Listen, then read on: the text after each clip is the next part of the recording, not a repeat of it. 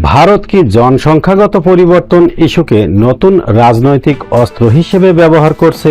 ভারতের কেন্দ্রীয় সরকার বাংলাদেশ ও পাকিস্তান সীমান্তবর্তী অঞ্চলে কথিত অস্বাভাবিক জনসংখ্যাগত পরিবর্তন তদন্তে উচ্চ পর্যায়ের কমিটি গঠন করায় নতুন করে বিতর্কের জন্ম দিয়েছে। বিশেষ করে কমিটির প্রধান অবসরপ্রাপ্ত বিচারপতি প্রভাস প্রভাকর নওলেকের নিজেই জনমিতি বিষয়ে বিশেষজ্ঞ নন বলে স্বীকার করায় এই উদ্বেগের নিরাপত্তা নিয়ে প্রশ্ন আরো জোরালো হয়েছে।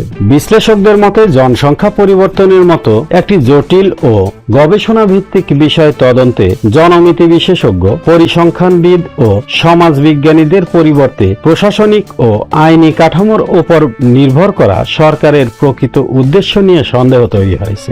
সমালোচকদের ভাষ্য, এটি হয়তো বৈজ্ঞানিক অনুসন্ধানের চেয়ে রাজনৈতিক বার্তাকে প্রতিষ্ঠার প্রচেষ্টা।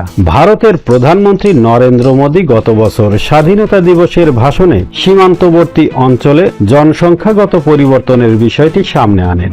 এরপর স্বরাষ্ট্র মন্ত্রণালয়ের এই উদ্বেগকে অনেকেই সেই রাজনৈতিক বক্তব্যের ধারাবাহিকতা হিসেবে দেখছেন। বিরোধী রাজনৈতিক দল ও মানবাধিকার সংগঠনগুলোর আশঙ্কা, জাতীয় নিরাপত্তা ও অবৈধ অনুপ্রবেশ প্রশ্নকে সামনে এনে সীমান্তবর্তী মুসলিম জনগোষ্ঠীকে নতুন করে নজরদারির আওতায় আনা হতে পারে। বিশেষ উদ্বেগের বিষয় হল ভোটার তালিকা, নাগরিকত্ব সনদ, রেশন কার্ড সহ বিভিন্ন নথিপত্র যাচাইয়ের পরিকল্পনা। অতীতে আসাম সহ বিভিন্ন অঞ্চলে এনআরসি প্রক্রিয়া নিয়ে ব্যাপক বিতর্ক দেখা দিয়েছিল। ফলে নতুন এই উদ্বেগ একই ধরনের আশঙ্কা আবারও উস্কে দিয়েছে। সীমান্তবর্তী দরিদ্র জনগোষ্ঠী এবং সংখ্যালঘু সম্প্রদায়ের মধ্যে প্রশাসনিক হয়রানি বাড়তে পারে বলেও আশঙ্কা করা হচ্ছে।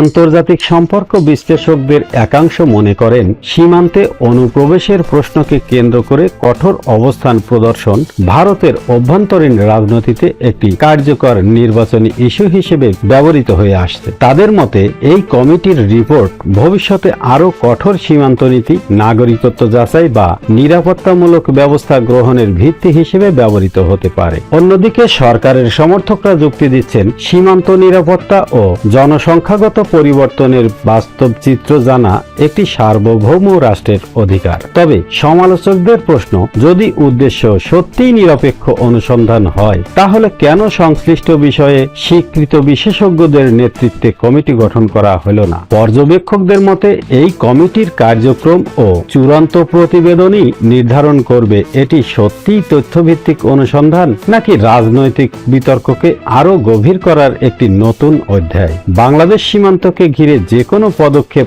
দুই দেশের সম্পর্কেও প্রভাব ফেলতে পারে বলে কূটনৈতিক মহল সতর্ক দৃষ্টি রাখছে। মূল কথা হচ্ছে, জনসংখ্যা পরিবর্তনের তদন্তের নামে গঠিত ভারতের নতুন কমিটি ইতিমধ্যেই রাজনৈতিক, মানবাধিকার ও কূটনৈতিক মহলে নানা প্রশ্নের জন্ম দিয়েছে। তদন্তের স্বচ্ছতা, বিশেষজ্ঞতার ঘাটতি এবং সম্ভাব্য রাজনৈতিক ব্যবহার, এই তিনটি বিষয়ই এখন আলোচনার কেন্দ্রে।